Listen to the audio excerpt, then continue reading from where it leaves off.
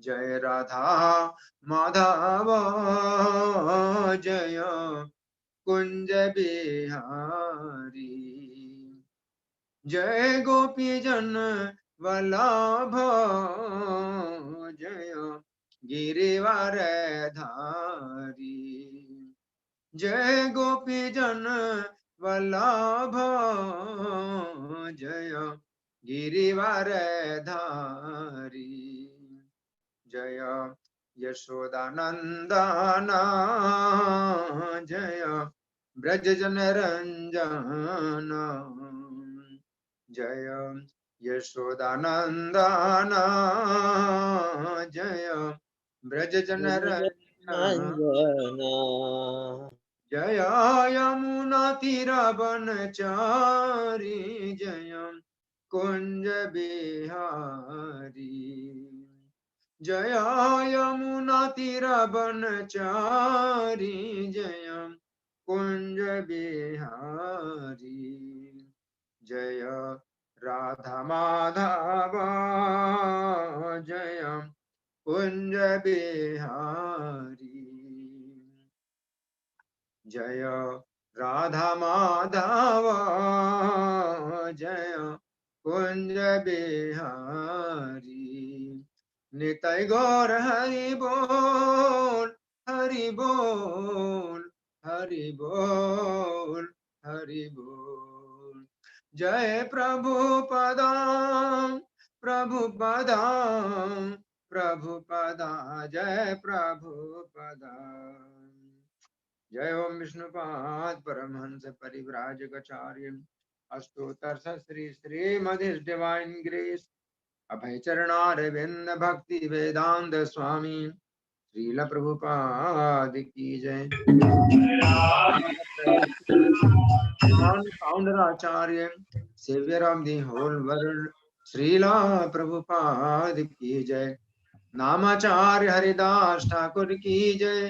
प्रेम से कहो श्री कृष्ण चैतन्य प्रभु नित्यानंदा श्री अद्वैत गदाधर श्रीवासादि गौर भक्त वृंद की जय। श्री श्री राधा पार्थ सारथी ललिता विशाखा गोप गोपिका श्याम कुंड राधा कुंड गिरि गोवर्धन की जय।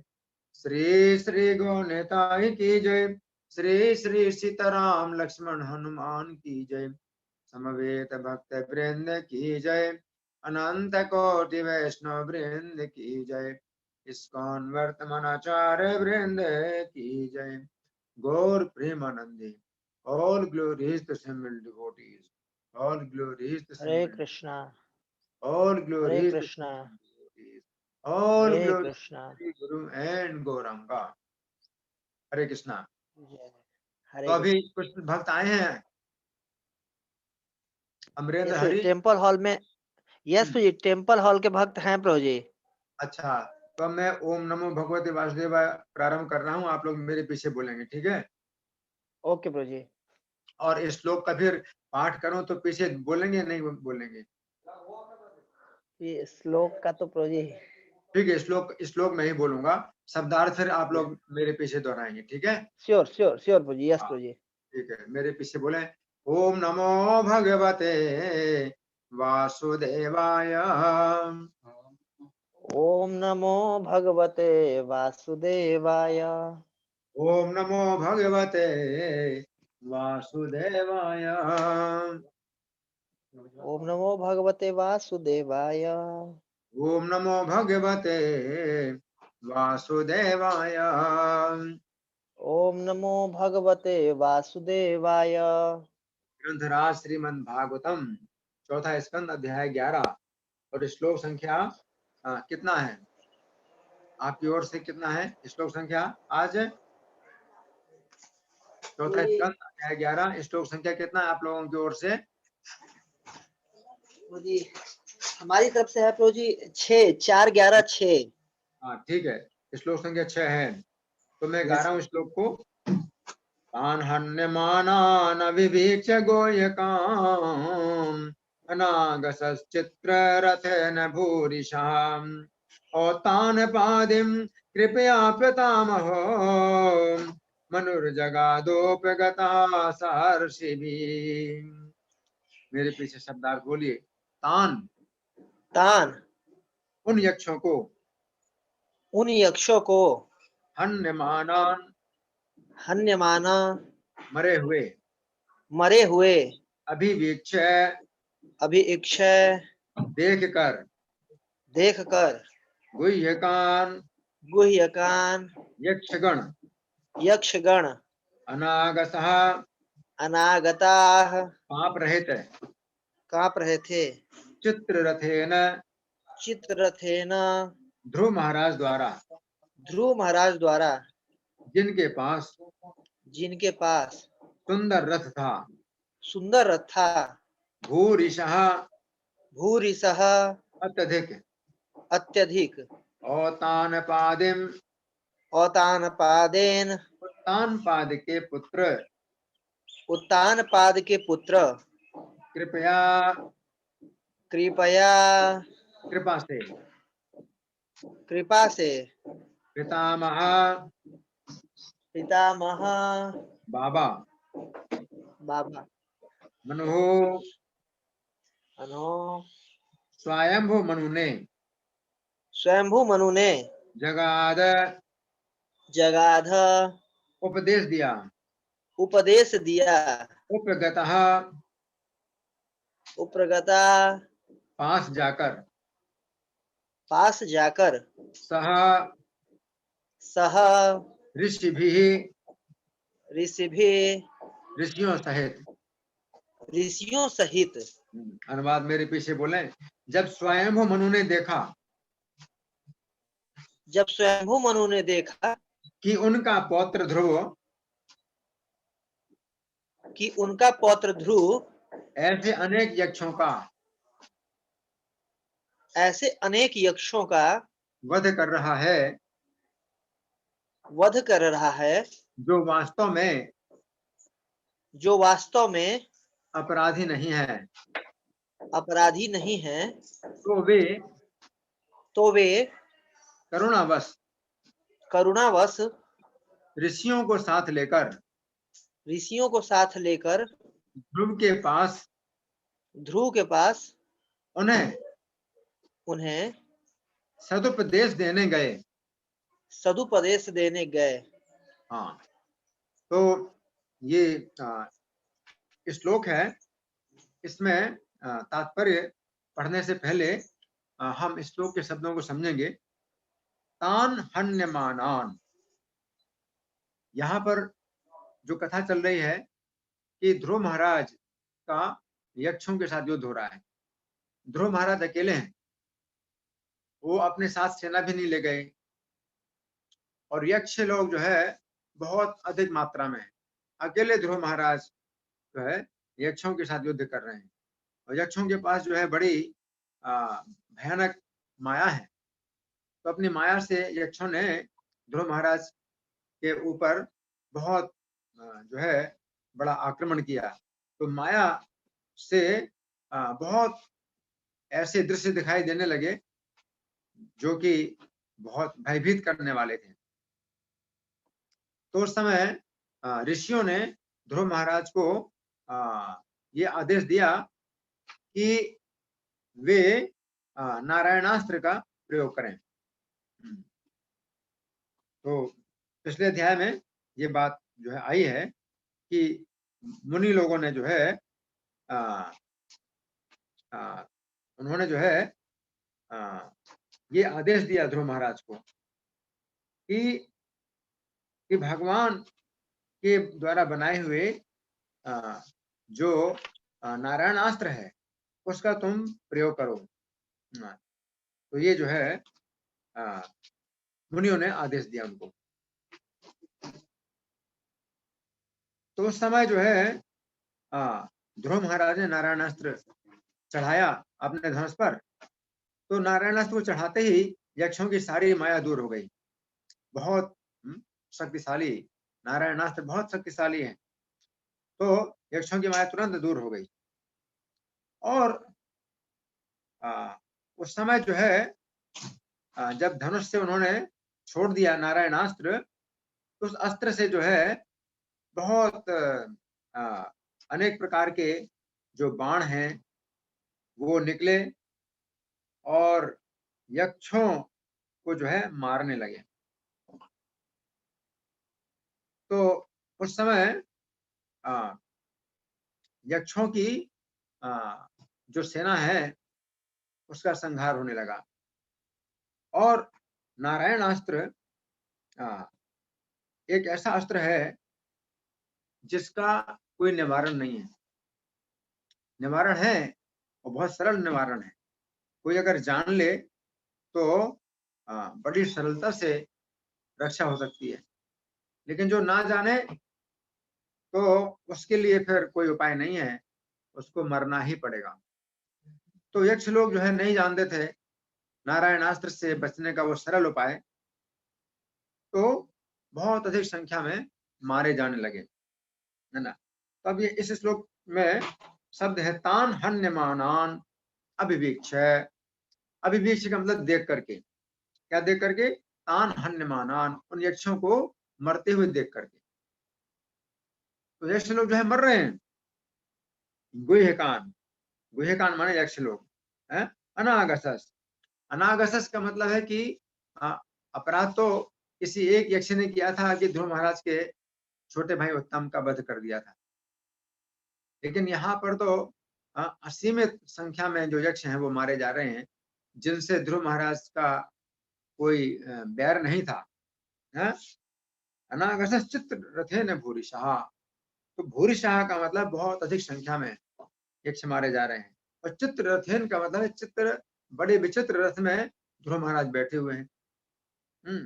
औतानपादिम, तो औतानपादीम, औतानपादी का मतलब ध्रुव महाराज। उत्तानपाद से शब्द बनता है औतानपादी, है ना। तो उसे औ बन जाता है और जो अंत में दा है वो दी बन जाता है। तो उत्तानपाद से औतानपादी शब्द जब बनता है तो इसका अर्थ होता है उत्तानपाद के पुत्र। औतानपादिम कृपया पितामहो, तो कृपा पूर्वक, करुणा पूर्वक पितामहो। पितामह कौन? पितामह मनु, तो स्वयंभू मनु। तो स्वयंभू मनु जो है ध्रुव महाराज के पितामह है। क्यों? क्योंकि ध्रुव महाराज के पिता है उत्तानपाद, उत्तानपाद के पिता है स्वयंभू मनु। तो स्वयंभू मनु जो है, जो पितामह है, जगाद उपगतः, बोले। उपगतः का मतलब ध्रुव महाराज के समीप आकर के सह ऋषि भी, सब ऋषियों के साथ में ध्रुव महाराज, क्षमा करें, सब ऋषियों के साथ में मनु, स्वयं मनु ध्रुव महाराज से बात करने लगे, है ना। तो अब बात करेंगे तो वो तो जो है बात होगी ही। अब हम सुनेंगे प्रभुपाद तात्पर्य में क्या लिखते हैं। श्रील प्रभुपाद की जय। ध्रुव महाराज ने यक्षों की पुरी अलकापुरी पर इसलिए आक्रमण कर दिया था क्योंकि उनमें से किसी यक्ष ने उनके भाई का वध कर दिया था। हाँ, तो ये जो है मतलब कारण बन गया कि अलकापुरी पर आक्रमण किया ध्रुव महाराज ने। वास्तव में तो ध्रुव महाराज का कोई इरादा नहीं था आक्रमण करने का, लेकिन क्षत्रिय धर्म के अनुसार वे अपने छोटे भाई उत्तम की मृत्यु का बदला लेने के लिए आए, क्योंकि उत्तम का वध करके इन यक्षों ने ध्रुव महाराज को चुनौती दे दी थी। ये भी एक प्रकार की चुनौती है। ध्रुव महाराज के छोटे भाई का वध कर दिया, ध्रुव महाराज के पास नहीं आए, क्षमा मांगने के लिए नहीं आए और कारण भी नहीं बता रहे हैं कि किस कारण से उन्होंने वध किया। तो ये एक प्रकार से युद्ध की चुनौती है। तो क्षत्रिय धर्म के अनुसार ध्रुव महाराज को अब युद्ध करने के लिए आना था। तो ध्रुव महाराज ने आक्रमण नहीं किया, पहले उन्होंने अपना शंख बजाया था। तो शंख बजा करके ध्रुव महाराज उनको सूचना देना चाहते हैं कि तुम लोग युद्ध करना चाहते हो या बात करना चाहते हो। तो अगर यक्ष लोगों में कोई सही चेतना होती तो ध्रुव महाराज के पास आते और युद्ध करने के बजाय उनसे बातचीत करते और जिस यक्ष ने उनके छोटे भाई को मारा था उसको ध्रुव महाराज मृत्युदंड दे देते और चले गए होते। लेकिन वे यक्ष लोग बड़े घमंडी थे, तो उन्होंने ध्रुव महाराज को आत्मसमर्पण नहीं किया, बल्कि उन्होंने ध्रुव महाराज के ऊपर आक्रमण ही कर दिया। ध्रुव महाराज ने केवल शंख बजाया था, लेकिन उन्होंने आक्रमण ही कर दिया ध्रुव महाराज के ऊपर। और अकेले ध्रुव महाराज हैं, वो असंख्य असीमित संख्या में यक्ष हैं, तो ध्रुव महाराज से जीत नहीं पाए। अस्त्रों के बल पर, हथियारों के बल पर जब नहीं जीत पाए, तो अपने माया से उन्होंने जो है शुरू कर दिया ध्रुव महाराज को मोहित करना। और ऐसे में ध्रुव महाराज मारे गए होते, लेकिन मुनियों ने जो है उनको आदेश दिया कि आप नारायणास्त्र का प्रयोग करो। तो ध्रुव महाराज अपनी रक्षा के लिए नारायणास्त्र का प्रयोग करते हैं। अब नारायणास्त्र का जब प्रयोग करते हैं, तो अब यहाँ प्रभुपाद लिख रहे हैं तात्पर्य में कि आगे वास्तव में समस्त निवासी उनके भाई उत्तम का वध करने के लिए उत्तरदायी न थे, क्योंकि वध तो एक ही यक्ष ने किया था। तो प्रभुपाद लिख रहे हैं कि सभी जो यक्ष हैं वो उत्तरदायी नहीं थे, लेकिन अब उत्तरदायी इसलिए हो गए क्योंकि उन्होंने आक्रमण कर दिया। जिस यक्ष ने वध किया था, अगर उसको समर्पित करते ध्रुव महाराज के सामने कि अब आपके सामने ये यक्ष है जिसने आपके भाई का वध किया था, अब आप की जैसी इच्छा हो आप इसको दंड दीजिए या इसको जीवन दान दीजिए, ये है, तो यक्षों का फिर दोष नहीं होता। इन यक्षों का दोष अब यहाँ पर इसलिए हो गया क्योंकि उन्होंने सीधे आक्रमण कर दिया ध्रुव महाराज के ऊपर। आगे प्रभुपाद लिखते हैं, किंतु यक्षों द्वारा अपने भाई का वध होने से ध्रुव महाराज ने गंभीर कार्यवाही की थी। हाँ, तो ध्रुव महाराज ने गंभीर कार्यवाही की, है ना। तो वास्तव में तो ध्रुव महाराज का यहाँ पर कोई दोष नहीं है, क्योंकि नारायण अस्त्र एक ऐसा अस्त्र है कि अगर ये यक्ष लोग आत्मसमर्पण कर दें तो नारायण अस्त्र से कोई खतरा नहीं है। हरि बोल, ठीक है, आवाज आ रही है मेरी? हाँ, तो नारायण अस्त्र से कोई खतरा नहीं होता, लेकिन ये चूंकि अज्ञान में और घमंड में भरे हुए थे, इसलिए यक्षों का जो है वध हो रहा है। नारायण अस्त्र के सामने कोई अपने अस्त्र डाल दे, समर्पण कर दे, तो कुछ भी खतरा नहीं है। यहाँ प्रभुपाद लिख रहे हैं, युद्ध घोषित हो गया था और लड़ाई चल रही थी। आज के समय में भी कभी कभी ऐसा होता है, क्योंकि एक व्यक्ति की त्रुटि के कारण कभी कभी सारे राज्य पर धावा बोल दिया जाता है। तो ये बात सही है, एक व्यक्ति की त्रुटि के कारण पूरे राज्य पर धावा बोल दिया जाता है, लेकिन ध्रुव महाराज ऐसे नहीं है। ध्रुव महाराज ने कोई आक्रमण नहीं किया था। ध्रुव महाराज ने केवल शंख बजाया था और शंख बजा करके उन्होंने संकेत दिया था कि तुम लोग जो है अगर बात करना चाहो तो बात करो, क्योंकि मेरे भाई का जिसने वध किया है तो उसको मुझे दंड देना है। तो ध्रुव महाराज का संकेत था शंख बजाने का। तो ध्रुव महाराज में इस प्रकार की त्रुटि नहीं है, लेकिन प्रभुपाद शिक्षा देने के लिए ऐसा बता रहे हैं। या स्वयंभू मनु ध्रुव महाराज को जो बता रहे हैं, तो ध्रुव महाराज के ऊपर ये बातें लागू नहीं होती कि ध्रुव महाराज ने कोई त्रुटि की है, लेकिन ये हम सबको शिक्षा देने के लिए ये बातें बताई जा रही हैं। तो प्रभुपाद आगे लिखते हैं, मनुष्य जाति के पिता तथा विधि निर्माता मनु ने ऐसे सामूहिक धावे की अनुमति नहीं दी है, इसलिए वे चाहते थे कि उनका पौत्र यक्षों को ना मारे, क्योंकि वे अपराधी नहीं थे। तो यहाँ प्रभुपाद का तात्पर्य समाप्त हुआ। अब हम कुछ और भी विचार करेंगे। तो सबसे पहले तो इस श्लोक का जो हिंदी पद्यानुवाद है, ये विष्णुप्रिया देवी ने लिखा है, तो इसको मैं पढ़ के सुनाऊंगा। तो आप लोग हिंदी में जो कविता है इस श्लोक की वो सुनिए।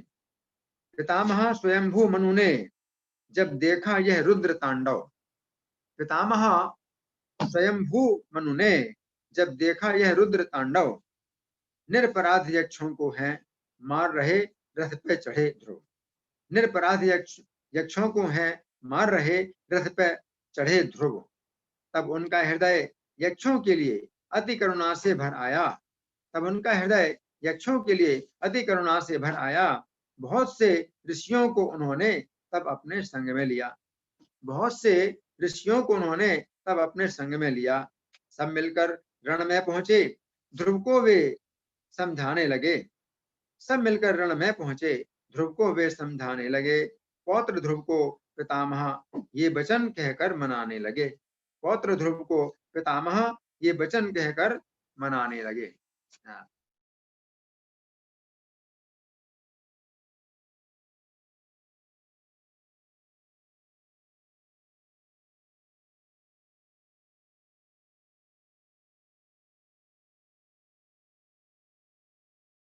द्रोण पर्व है महाभारत का, और उसके अंदर अध्याय संख्या है 199। तो इस अध्याय में ये बात बताई गई है कि अश्वत्थामा बहुत कुपित हो गया और उसने सोच लिया कि अब मैं पूरी पांडव सेना का वध कर दूंगा, पांडवों की पूरी सेना का वध कर दूंगा। उसने जो है दुर्योधन से कहा। क्यों कहा? क्योंकि उसके पिता द्रोणाचार्य मारे गए, उसके पिता द्रोणाचार्य मारे गए। और द्रोणाचार्य कैसे मारे गए? युधिष्ठिर महाराज ने ये कह दिया कि अश्वत्थामा मारा गया। अश्वत्थामा तो जीवित था, द्रोण पुत्र अश्वत्थामा जीवित था, लेकिन युधिष्ठिर महाराज ने ये कहा अश्वत्थामा मारा गया। लेकिन फिर धीरे से ये कहा कि वो मनुष्य नहीं, हाथी मारा गया। तो भीमसेन ने अपनी सेना का एक अश्वत्थामा नामक हाथी था, उसका वध कर दिया। और भीमसेन ने कहा कि आप कह दीजिए द्रोणाचार्य से कि अश्वत्थामा मारा गया, क्योंकि मैंने अश्वत्थामा को मार दिया। तो युधिष्ठिर महाराज ने पांडवों की रक्षा के लिए ऐसा कार्य किया, और ये बात उचित था, ये बात उचित थी कि युधिष्ठिर महाराज ने ऐसा किया, श्री कृष्ण के आदेश के अनुसार किया।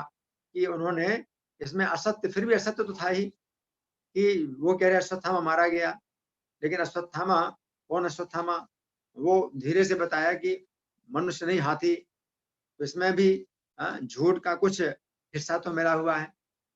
और द्रोणाचार्य ने ये मान करके कि उनका पुत्र मारा गया, तो उन्होंने अपने अस्त्र जो है रख दिए और ध्यान में बैठ गए, और फिर द्रुपद के पुत्र धृष्टद्युम्न ने उनका वध कर दिया।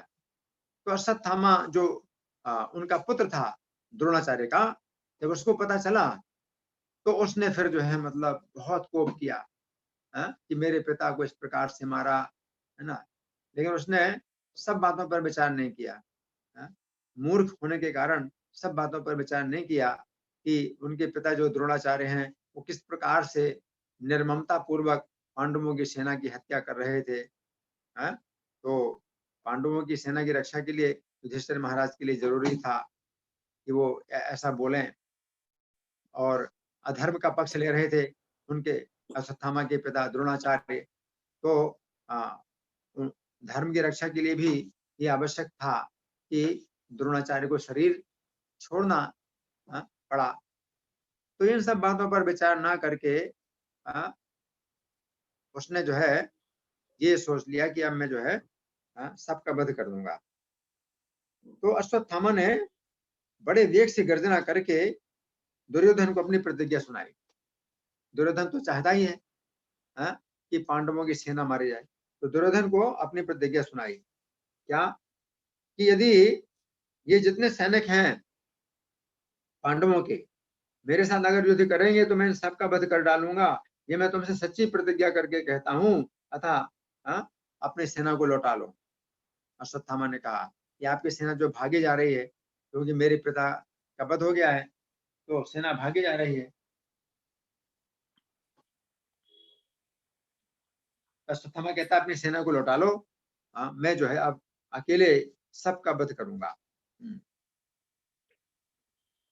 तो उस समय अश्वत्थामा ने पांडवों को और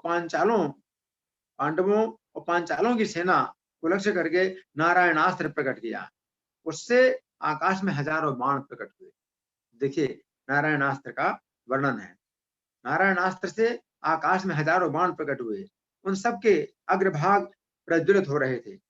सभी बाण प्रज्वलित मुख वाले सर्पों के समान पांडव सैनिकों का विनाश करने को तैयार थे। 2 घड़ी में सूर्य की किरणें सारे संसार में फैल जाती हैं, जैसे उसी प्रकार वे बाण संपूर्ण दिशाओं, आकाश में और समस्त सेनाओं में छा गए। 2 घड़ी का मतलब है 48 मिनट। 48 मिनट में वो बाण जो है कैसे सूर्य की किरणें पूरे आकाश में छा जाती हैं। मुहूर्तात ना, इसी प्रकार काले लोहे के जलते हुए गोले भी प्रकट होकर गिरने लगे। क्या थे? काले लोहे के जलते हुए गोले भी प्रकट होकर गिरने लगे। फिर बहुत सी गदाएं जिनके प्रांत भाग में छुरे लगे थे, वे भी जो है गिरने लगी। और अनेक चक्र भी सूर्य मंडल के समान बहुत चक्र भी जो है प्रकट होने लगे। उस समय आकाश को इन शस्त्रों से व्याप्त देख करके पांडव और पांचाल योद्धा उद्विग्न हो उठे। पांडव महारथी जैसे जैसे युद्ध करते थे, अस्त्र का वेग बढ़ता जाता था। ये नारायण अस्त्र बहुत खतरनाक है। अगर आप युद्ध करें तो फिर जो है अस्त्र की शक्ति और बढ़ जाएगी, है ना। नारायणास्त्र से घायल हुए सैनिक ऐसे पीड़ित हुए हैं और सब ओर से आग में झुलस रहे हैं। वो अस्त्र जो है पांडव सेना को भस्म करने लगा। जब अस्त्र सब ओर व्याप्त हो गया और पांडव सेना क्षीण होने लगी तो युधिष्ठिर महाराज को बहुत भय हुआ। उस समय श्री कृष्ण ने तुरंत ही अपनी दोनों भुजाओं के संकेत से सारी सेना को रोककर इस प्रकार कहा। अब सुनिए बड़े ध्यान से। कृष्ण ने अपने पांडव सेना की कैसे रक्षा की, कृष्ण ही जानते हैं, है ना। और वही कृष्ण नारायण ऋषि के रूप में इस अस्त्र के बनाने वाले। तो श्री कृष्ण नारायण ऋषि के रूप में जो अवतार लिया है, नर और नारायण, है ना। तो अर्जुन नर ऋषि के अवतार हैं, श्री कृष्ण नारायण ऋषि। तो अपनी तपस्या से बनाया यह अस्त्र। तो श्री कृष्ण ही है जिन्होंने नारायण ऋषि के रूप में अस्त्र बनाया। तो श्री कृष्ण ने तुरंत अपनी दोनों भुजाओं के संकेत से सारी सेना को रोक करके इस प्रकार कहा। अब सुनिए, योद्धाओं अपने अस्त्र शस्त्र शीघ्र नीचे डाल दो। कृष्ण बोले, योद्धाओं अपने अस्त्र शस्त्र शीघ्र नीचे डाल दो और सवारियों से उतर जाओ। सवारियों से उतर जाओ मतलब रथ में बैठे हो तो रथ से नीचे आ जाओ। तो नारायणास्त्र जो है किसी का भी घमंड सहन नहीं करेगा कि तुम जो है अपने घोड़े पर बैठे हो, रथ में बैठे हो, हाथी में बैठे हो। नीचे आ जाओ, अस्त्र शस्त्र नीचे डाल दो। हाथ में तुम्हारे कोई भी अस्त्र शस्त्र नहीं होना चाहिए, और घोड़े पर, हाथी पर, रथ पर बिल्कुल नहीं, नीचे आओ। क्योंकि नारायण ने इस अस्त्र के निवारण के लिए यही उपाय निश्चित किया। जिन्होंने बनाया अस्त्र, निवारण का उपाय भी उन्होंने यही बनाया, और कोई उपाय नहीं है। सावधान, भगवान कहते हैं तुम सब लोग हाथी घोड़े रथों से उतरकर पृथ्वी पर आ जाओ। इस पर भूमि पर निहत्थे खड़े हुए तुम लोगों को अस्त्र नहीं मार सकेगा। अब अस्त्र की कोई शक्ति नहीं है ये तो हमारे है। तो ये भगवान का गुण है, ये भगवान का गुण है कि अगर हम भगवान की शरण लेते हैं तो फिर भगवान जो है हमें रक्षा करते हैं हमारी। तो नारायणास्त्र में भी भगवान का ही गुण है ये तुम्हें नहीं मारेगा। हमारे योद्धा जैसे जैसे इस अस्त्र के विरुद्ध युद्ध करते हैं वैसे वैसे ये अस्त्र जो है शक्तिशाली होता जा रहा है। जो लोग अपने वाहनों से उतरकर हथियार नीचे डाल देंगे और सामने हाथ जोड़कर नमस्कार करेंगे, उनको संग्राम भूमि में ये अस्त्र नहीं मारेगा। क्या? हाथ जोड़ करके नमस्कार करो, अपने वाहनों से उतर जाओ, अस्त्र शस्त्र सब नीचे डाल दो और हाथ जोड़ करके नमस्कार करो, तो नारायणास्त्र कुछ भी नहीं करेगा। जो कोई मन से भी अस्त्र का सामना करेगा, मतलब मान लो हथियार तो नीचे डाल दिए, हाथ जोड़ करके नहीं नमस्कार करता है, बल्कि गुस्सा दिखाता है अपने मन से अस्त्र का सामना करेगा हैं, कि आंखें दिखाए, तो ये मन से होता है अपराध, है ना। कोई व्यक्ति आंखें दिखाए तो नारायणास्त्र छोड़ेगा नहीं। तो मन से भी जो है अगर सामना करेंगे तो चाहे रसातल में चले जाएं, ये मार डालेगा, फिर चाहे कहीं भी जाओ छोड़ेगा नहीं। मन से भी जो है इस शस्त्र का सामना नहीं करना। तो फिर क्या हुआ कि भगवान कृष्ण के कहने से योद्धाओं ने इसी प्रकार किया, और फिर क्या हुआ, वो दुस्सह तेज शांत हो गया, नारायणास्त्र जो है शांत हो गया, सारी दिशाएं निर्मल हो गई, शीतल वायु चलने लगी, और पशु पक्षियों की चिल्लाहट भी दूर हो गई, और अस्त्र के शांत होने पर सारे वाहन सुखी हो गए। सारे वाहन का मतलब क्या है, जितने घोड़े थे, जितने हाथी थे, और रथों में जोते हुए भी घोड़े थे। एक तो वैसे घोड़े थे जो घुड़सवार बैठते हैं, और रथों के जोते घोड़े, तो सभी वाहन सुखी हो गए। उस अस्त्र के प्रत्याहत हो जाने पर दुर्योधन ने द्रोण पुत्र से कहा। अब दुर्योधन का तो बड़ा दुख हुआ, तो दुर्योधन तो यही चाहता था कि पांडव सेना मारी जाए, है? तो पहले तो बड़ा खुश था, श्री कृष्ण ने पांडव सेना की रक्षा कर ली, और जो नारायणास्त्र है वो शांत हो गया। तो दुर्योधन ने अब अश्वत्थामा से कहा, क्या कहा, कि तुम पुनः शीघ्र ही इस अस्त्र का प्रयोग करो, है? क्योंकि ये पांडव सैनिक फिर से युद्ध में आ गए हैं। दुर्योधन कहता है, क्योंकि इसमें अस्त्र में इतनी शक्ति है कि सामूहिक हत्या कर देगा, सामूहिक संहार कर देगा, पूरी सेना का संहार कर देगा। दोबारा चलाओ। दुर्योधन कहता है, दोबारा चलाओ, दोबारा चलाओ, है ना। तो दुर्योधन के ऐसा कहने पर अश्वत्थामा ने बहुत दीन भाव से और लंबी सांस लेकर के कहा। अब अश्वत्थामा की लंबी सांस निकली, उच्छ्वास बोलते हैं। क्यों लंबी सांस निकली? निराश, अब कुछ नहीं कर सकता हूं। अश्वत्थामा बोला, अब मैं कुछ नहीं कर सकता। क्यों? बोला कि राजन, ना तो ये अस्त्र फिर लौटता है और ना इसका दोबारा प्रयोग ही हो सकता है। अस्त्र अब ये दोबारा लौट के भी नहीं आएगा अपने आप। एक बार शांत हो गया तो दोबारा लौट के भी नहीं आएगा, और दोबारा प्रयोग भी नहीं किया जा सकता। अब मैं दोबारा प्रयोग करूं तो नहीं हो सकता। अगर पुनः प्रयोग किया जाएगा तो मुझको ही समाप्त कर देगा।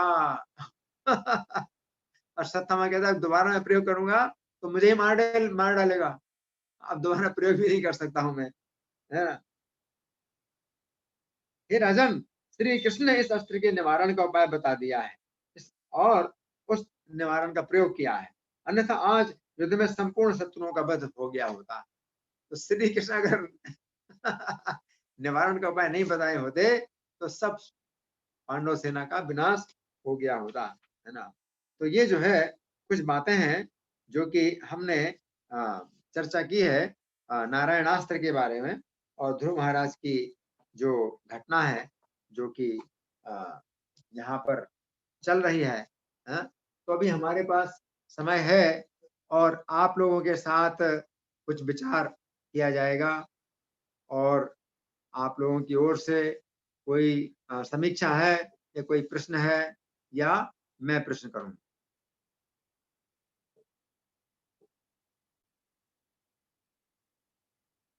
मैं प्रश्न करूं? हरे कृष्ण गुरु जी। हाँ जी। तो जी मेरा प्रश्न ये है कि जैसे ध्रुव महाराज जब भगवान के समक्ष आए थे, विष्णु भगवान के समक्ष, तो वो आध्यात्मिक हो गए थे, तो फिर उनको गुस्सा क्यों आया? यक्षों के अगेंस्ट गुस्सा तो नहीं आना चाहिए जो भक्त बन नहीं जाते? नहीं नहीं, गुस्सा नहीं है, ये जो है स्त्री का कर्तव्य है, स्त्री का कर्तव्य है, और वो जो है गुस्सा करेगा, लेकिन ध्रुव महाराज का गुस्सा पूरा नियंत्रित है। जो हमने चर्चा की आपके साथ में, तो ध्रुव महाराज का कोई भी मतलब अनुचित कार्य नहीं है। जब उनके छोटे भाई उत्तम का वध हो गया तो यक्षों ने तो कोई सूचना नहीं दी कि महाराज हमारे ओर से एक ये अपराध हो गया है, और एक यक्ष ने आपके पुत्र का वध कर दिया है, आप क्षमा करें, और इस यक्ष को आप जो दंड देना चाहें दें और हमारी रक्षा करिए। तो ये तरीका होता है। ध्रुव महाराज पूरी पृथ्वी के राजा हैं, उनके छोटे भाई का वध किया किसी ने, ना? तो ये एक बहुत बड़ा अन्याय हुआ राजा के साथ। तो राजा जो है राजा को इन यक्षों ने कोई सूचना नहीं दी। तो ध्रुव महाराज को पता चला कि इन यक्षों में से किसी यक्ष ने मारा है। तो उनकी नगरी के बाहर आकर के उन्होंने शंख बजाया। अपनी सेना लेके भी नहीं गए थे। ध्रुव महाराज अपनी सेना लेके भी नहीं गए थे कि भाई पता चले कि जो है वो युद्ध करने के लिए आए हैं। ध्रुव महाराज तो उनको क्षमा करने के लिए आए थे कि जिस यक्ष ने मारा उसको ही दंड दिया जाए, उसको मृत्यु दंड वो दे सकते और बाकी सबकी रक्षा हो जाती। तो ध्रुव महाराज आए थे, उन्होंने केवल शंख बजाया था। तो मैंने यही बताया, अगर आपने ध्यान से सुना कि ध्रुव महाराज ने क्या किया, केवल शंख बजाया और शंख बजा करके उन्होंने संकेत किया कि तुम लोग बात करो, तुम लोग बात करो, क्योंकि उनके छोटे भाई का वध जो हुआ है तो ये कोई छोटी घटना नहीं है, बहुत बड़ा एक ये केस बन गया, बहुत बड़ा केस बन गया है ना। तो ध्रुव महाराज जो है इसका निर्णय करेंगे कि किसको दंड देना, किसकी रक्षा करनी। तो ध्रुव महाराज युद्ध करने के लिए नहीं गए थे, है ना, लेकिन उन्होंने अपनी ओर से आक्रमण किया, उन्होंने बात नहीं की। तो ये जो है इन यक्षों का अब जो है ये क्या हुआ, और अपराध बन गया। अब ये जो है अगर मारे जाएं तो इसमें कोई दोष नहीं है। और नारायणास्त्र जो छोड़ा, नारायणास्त्र में भी ये गुण है, नारायणास्त्र में भी ये गुण है। क्या गुण है? आत्मसमर्पण कर दो, आत्मसमर्पण कर दो तो कुछ नहीं है। लेकिन ये लोग जो है मूढ़ है और घमंडी, ये आत्मसमर्पण नहीं करते हैं। इस प्रकार से अगर मारे जाते हैं तो अच्छा है, ये भी अच्छा है, युद्ध में मारा जाना भी अच्छा है, इनको अच्छी गति प्राप्त होगी। लेकिन अगर जीवन की रक्षा करना चाहें तो नारायणास्त्र जो है कुछ भी इनका अनिष्ट नहीं करेगा, है ना। तो आप बताइए आपका क्या विचार है इस विषय में? ध्रुव महाराज की ओर से क्या अन्याय हुआ, क्या क्रोध हुआ, किस प्रकार का क्रोध है? नहीं, यक्षों को पता भी नहीं तो नहीं था ना कि ऐसे सरेंडर कर देंगे तो हम बच जाएंगे। क्या किए? तो ये यक्षों को पता था कि अगर हम सरेंडर कर देंगे तो बच जाएंगे, कुछ नहीं करेगा नहीं, हमें। लेकिन हाँ वो जो है अगर सरेंडर करें, अगर सरेंडर करें तो ध्रुव महाराज जो है मतलब उनका ये तरीका ही है, यही तरीका है। ध्रुव महाराज का यही तरीका है कि वो रक्षा करेंगे। नारायणास्त्र भी इसी प्रकार का है ना। ध्रुव महाराज इसी प्रकार के हैं। और कोई अगर मतलब अगर ऐसा भी शत्रु आ जाए आपके सामने, मान लीजिए जो कि मारने के लिए आ जाए, तो वैसे भी मरना है तो सरेंडर करो तो शायद छोड़ दे, तो ये भी एक तरीका होता है कि नहीं। कोई भी व्यक्ति अगर मान लो आपको मारने के लिए आए तो आप वैसे तो बच नहीं सकते, तो सरेंडर करने से आप की रक्षा हो सकती है, आप ये संभावना तो आप करते हैं ना। वैसे तो मार ही देगा वो, है ना। तो ध्रुव महाराज अगर इस प्रकार से हैं अगर, तो उनको सरेंडर करने का जो कार्य है इसका तो प्रयोग करना चाहिए ना। एक प्रयोग तो हर व्यक्ति करता ही है कि हाँ तो सरेंडर करता है कि भाई बचा लो मुझे। तो अपनी ओर से एक ये प्रस्ताव होता है कि मैं आपके शरण में हूं, आप मुझे बचा दो, मेरे जीवन की रक्षा करो। है कि तरीका कि नहीं? पता हो या ना पता हो, लेकिन आप फिर भी इसका आप आजमाएंगे, इस प्रयोग को आप जो है परीक्षा करेंगे कि भाई हमें ये प्रयोग तो करना चाहिए ना, कि नहीं, है ना। यस भैया, यस भैया। हाँ, हाँ। तो ये जो है मतलब एक तरीका है। ध्रुव महाराज तो उनको मारने के लिए नहीं आए थे, उनसे बात करने के लिए आए थे। तो बात क्यों नहीं करते हैं? वो आवाज देते कि हमारी रक्षा कर लो, हमारी रक्षा कर लो, हम आपको समर्पण कर रहे हैं, आवाज देते। वो सीखा ही नहीं उन्होंने। जो आसुरी स्वभाव के यक्ष और राक्षस जो है आसुरी स्वभाव के हो, तो वो सीखते ही नहीं कुछ। जितने भी यक्ष थे, ये पीछे एक श्लोक में लिखा हुआ था कि सब शिव जी के अनुचर हैं प्रभु जी। हाँ, शिव जी के अनुचर हैं, यक्ष हैं ये। तो कुबेर, वैसे कुबेर के जो है के अनुचर हैं ये। कुबेर के जो है मतलब राजा हैं, यक्षों के राजा कुबेर हैं। तो भगवान गीता में कहते हैं वित्तेषु यक्ष राक्षसाम, यक्ष राक्षसों में मैं कुबेर हूँ। तो कुबेर यक्ष और राक्षसों के स्वामी हैं। अलकापुरी जो है ये कुबेर की राजधानी है, और वहां पर यक्ष और राक्षस रहते हैं, तो उनके स्वामी हैं कुबेर, है ना। तो कुबेर भगवान के बहुत बड़े भक्त हैं। आगे चल करके ध्रुव महाराज से बात करेंगे तो कुबेर भी यही मतलब कहेंगे आगे चल करके कि तुम्हारे कारण यक्षों का वध नहीं हुआ है। तो कुबेर भी इस बात को कहेंगे और ध्रुव महाराज से प्रसन्न भी होंगे, ध्रुव महाराज को भक्ति का वरदान भी देंगे। तो ये सब बातें कुबेर भी जो है जानते हैं, समझते हैं। अगर स्वयंभू मनु ऐसा कह रहे हैं ध्रुव महाराज को, तो ये तो एक तरीका होता है संसार को शिक्षा देने की, कि आपकी गलती नहीं भी है तो फिर मैं आपको डांटता हूँ। तो आपको डांटने से और जो है क्या है कि जो दूसरे लोग होते हैं उनको शिक्षा मिलेगी कि ऐसी गलती नहीं करना चाहिए। जैसे कहा जाता है कि सास जो है ना, तो अपनी बहू को समझाने के लिए अपनी पुत्री को डांटती है। तो पुत्र की कोई गलती नहीं है, गलती तो बहू ने की है, कि पुत्र की गलती मान करके अपनी पुत्री को डांटती है कि तू ऐसे करती है, तूने तू अपने ससुराल में जाके क्या ऐसे ही करेगी, तूने कुछ सीखा नहीं है। तो वो जो है बहू समझ जाती है कि सास जो है मुझे समझाने के लिए अपनी पुत्री को डांट रही।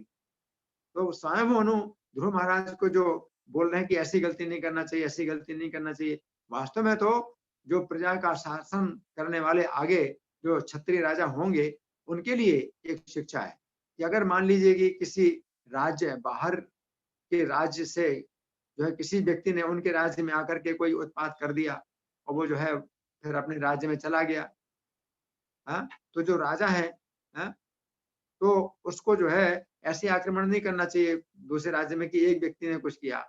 तो वो जो है राजा के पास संदेश भेजेगा और बताएगा कि तुम्हारे प्रजा में किसी ने ऐसा अन्याय कर दिया है, और उसको हमें वापस करो, हमें हमारे सामने लाओ, उसको हम दंड देंगे या आप दंड दीजिए। तो बातचीत होगी, तो सीधे आक्रमण नहीं होगा। तो ध्रुव महाराज जब बातचीत करने के लिए आए, संग बजाने का मतलब यही है, सेना भी नहीं लेकर के गए। तो इन यक्षों ने और उनकी उदारता का गलत फायदा उठाया कि सीधे आक्रमण कर दिया। आप समझ रहे? यस बोलिए। तो सीधे आक्रमण करने का मतलब क्या है? ये क्या है? आतताई हैं, ये आतंकवादी हैं। सीधे आक्रमण कर रहे हैं बिना किसी कारण के, बिना किसी बातचीत के।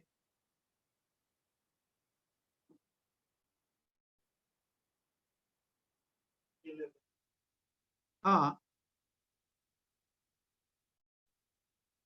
तो उनको तो और अच्छा मौका मिला कि ध्रुव महाराज जो है सेना लेकर के नहीं आए हैं, अकेले आए हैं, हम सब लोग मिल करके इनको मार डालें।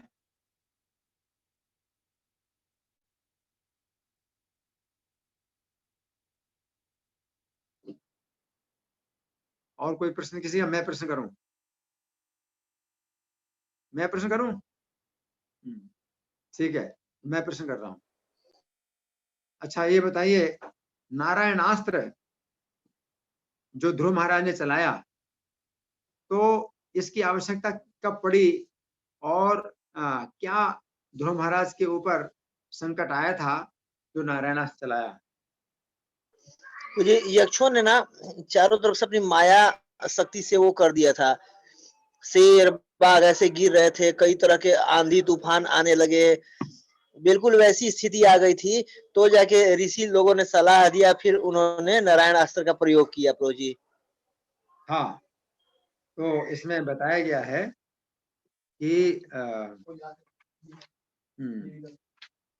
इसमें बताया गया, पिछले अध्याय में बताया गया है कि उन्होंने जब वो अपने बल से नहीं जीत पाए ध्रुव महाराज से, तो जो है अपनी माया से क्या हुआ कि समुद्र की जो है बहुत भारी बाढ़ आ गई, धूल भरी आंधी आने लगी और भीषण वर्षा होने लगी, और भारी मात्रा में खून और कफ, पी, मल, मूत्र, मज्जा और आकाश से शरीरों के कटे हुए धड़ गिर रहे हैं। फिर एक विशाल पर्वत दिखाई दिया, उस पर्वत से वर्षा हो रही है, बर्छे, गदा, तलवारें, परिघ, पत्थर, ये सब जो है वर्षा हो रही है ना। बहुत से सर्प हैं, आग उगल रहे हैं और निकलने के लिए आगे सामने आ रहे हैं, और हाथी हैं, सिंह हैं, बाघ हैं, वो भी सामने चले आ रहे हैं। और प्रलय काल का जो समुद्र है वो भी सामने आ गया, बिल्कुल डुबाने के लिए आ गया सामने, है ना। इस प्रकार से जो है अपनी आसुरी माया का उन्होंने प्रयोग किया, और इससे क्या होता कि ध्रुव महाराज डर के मारे बेहोश हो गए होते और यक्ष लोग जो है मार डालते उनको। इस प्रकार से जो है माया का प्रयोग करके ये एक और गलत तरीका है कि अपनी शक्ति से जब आप युद्ध नहीं कर पा रहे हैं तो अपनी माया से किसी को आप भ्रमित करें, और इस प्रकार से जो है वो करेंगे। जैसे अर्जुन भी जब अश्वमेध यज्ञ हो रहा था युधिष्ठिर महाराज का, तो घोड़े के पीछे अर्जुन भी जा रहे थे घोड़े की रक्षा में। तो भीषण नाम का एक राक्षस था, भीषण नाम का राक्षस था, हाँ जो भीषण नाम का राक्षस था। तो उसने अपनी माया से क्या किया कि अर्जुन के वहां उस रास्ते में अपनी माया से क्या किया कि एक उपवन प्रकट कर दिया, बड़ा सुंदर उपवन, और वहां जो है कुटिया दिखाई देने लगी। उस कुटिया में ये भीषण राक्षस था। तो ये जो है साधु के वेश में जो है मतलब आया और अर्जुन को जो है बताने लगा कि मैं जो है मतलब ये साधु हूँ, ये हूँ, वो हूँ, बताने लगा। तो अर्जुन समझ गए कि ये राक्षस भीषण है और अपनी माया प्रकट कर रहा है।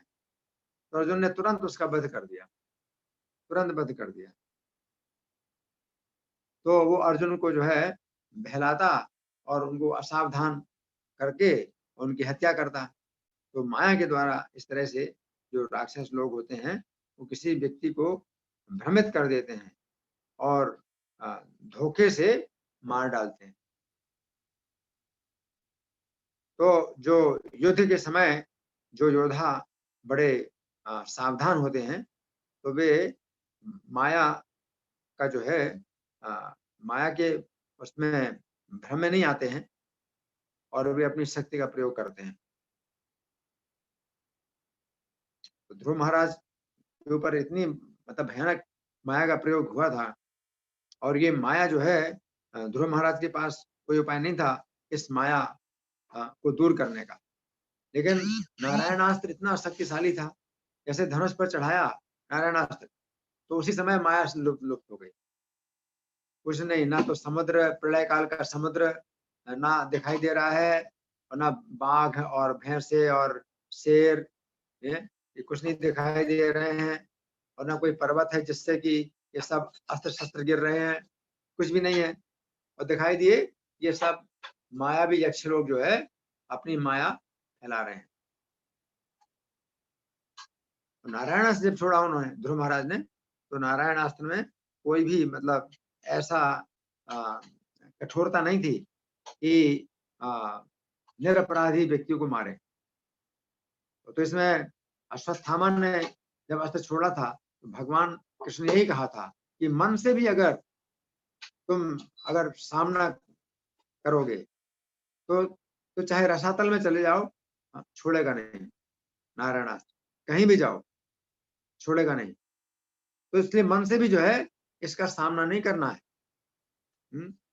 अपने अस्त्र शस्त्र डाल दो, रथों से भी नीचे उतर आओ, घोड़े से भी नीचे उतर आओ और हाथ जोड़ लो और नमस्कार करो। इतना सरल तरीका है। तो जी हम लोग नारायण पढ़ते का हैं, जो गुण है, हाँ?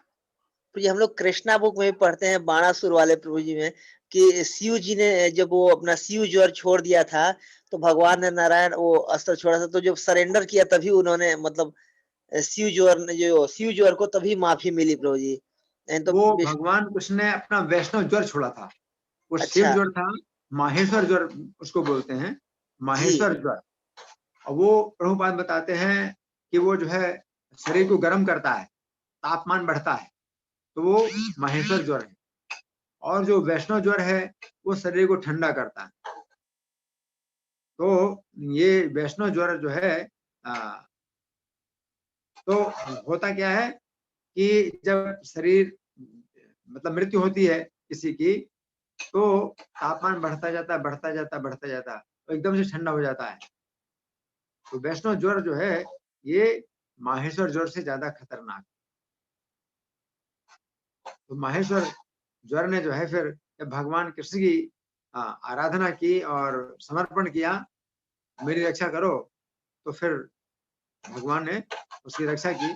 और ये भी कहा कि जो इस घटना का स्मरण करेंगे, भगवान कृष्ण की इस लीला का जो स्मरण करेंगे, किस प्रकार से भगवान कृष्ण ने अपने वैष्णव ज्वर के द्वारा माहेश्वर ज्वर को परास्त किया, तो उनको भी माहेश्वर ज्वर का प्रकोप नहीं होगा।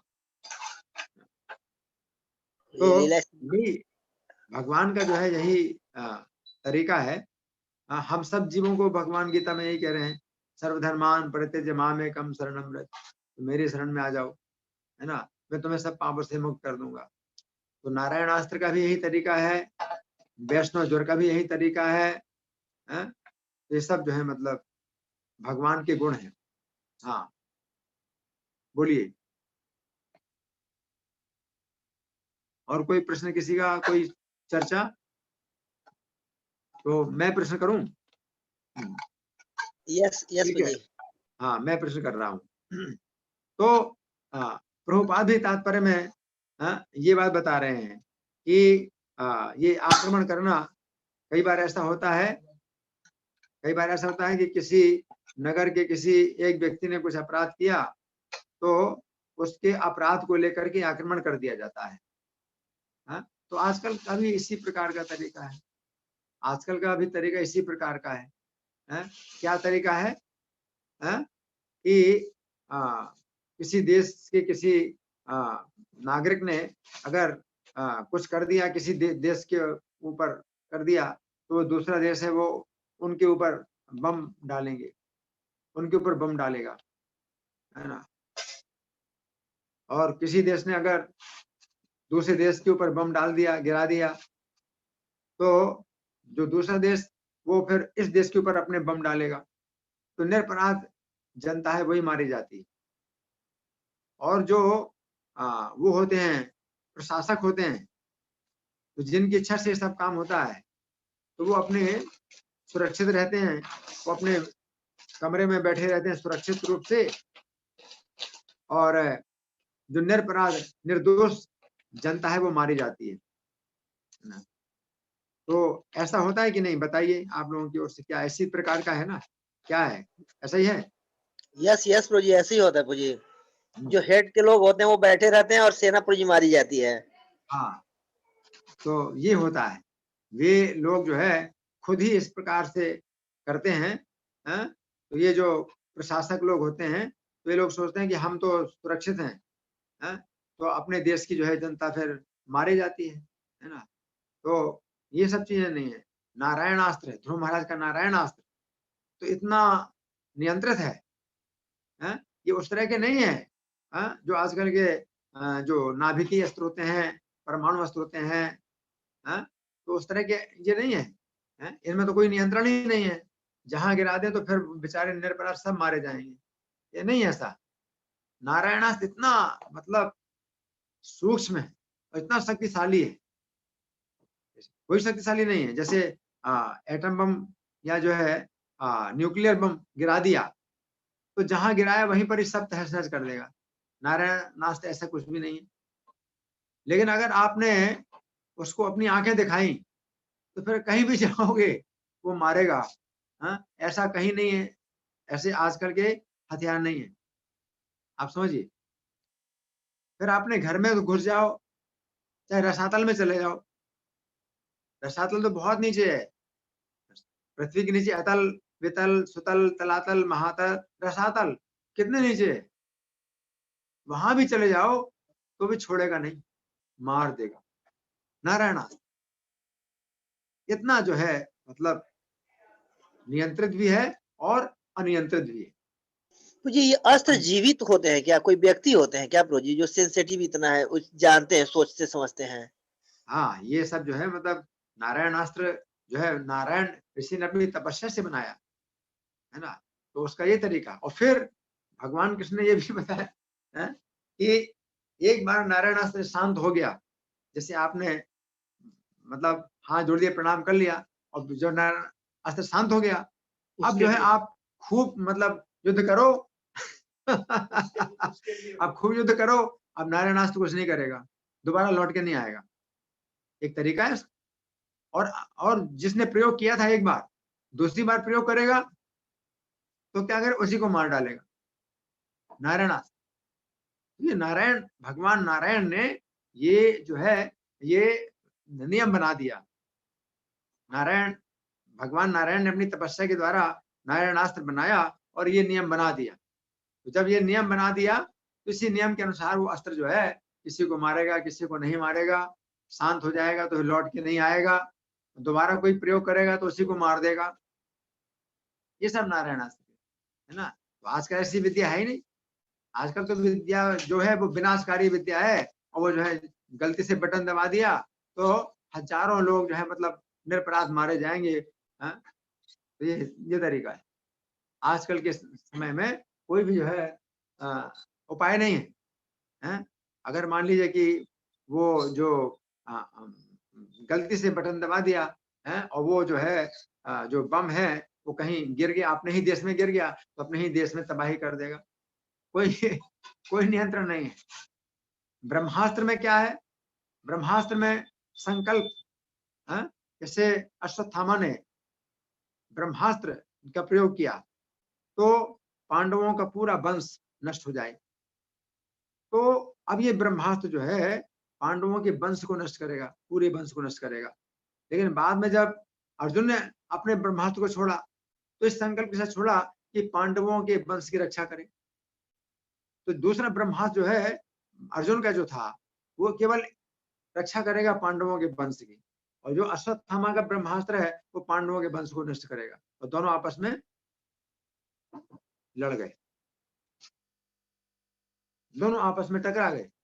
और जब दोनों आपस में टकरा गए तो ब्रह्मास्त्र, दोनों ब्रह्मास्त्र टकरा गए तो इतनी आग निकली कि प्रलय प्रलय हो जाएगा, क्योंकि दोनों ब्रह्मास्त्र जो है अपने अपने जो है अनंत शक्ति वाले हैं, असीमित शक्ति वाले हैं। तो क्या होगा, प्रलय हो जाएगी, है ना। तो नारद मुनि और जितने भी थे वो सब जो है मतलब अर्जुन को कहते हैं कि अर्जुन ये तुमने क्या किया, है? अभी तो तुम प्रलय का समय तो है नहीं, तुम प्रलय कर रहे हो क्या।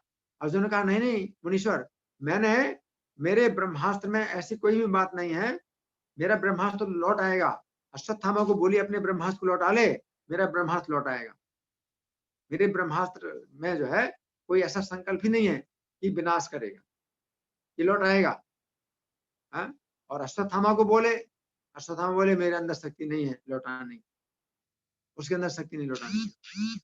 फिर यही हुआ, निश्चित हुआ कि अश्वत्थामा का जो ब्रह्मास्त्र है पांडवों के वंश का विनाश तो नहीं करेगा, लेकिन पांडवों के वंश के बीज को नष्ट करेगा। अब वो ब्रह्मास्त्र जो है पांडवों के वंश की ओर जो है लक्ष्य नहीं, पांडवों के वंश के बीज को नष्ट करने के लिए लक्षित हो जाता है।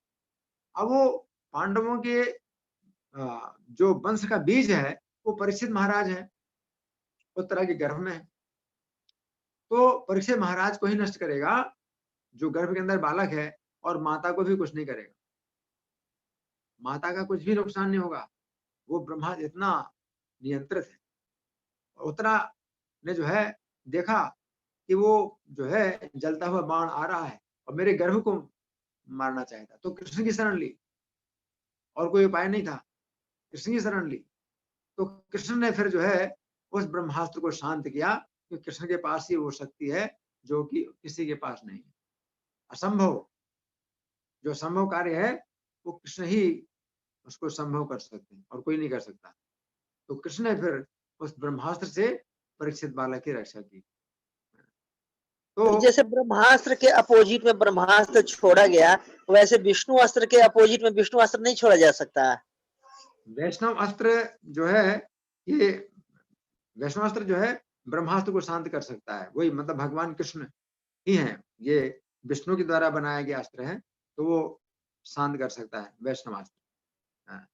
तो और कोई वैष्णवास्त्र छोड़ता है और दूसरा व्यक्ति वैष्णवास्त्र छोड़ता है, तो वो फिर क्या होगा, विचार करना होगा क्या होगा।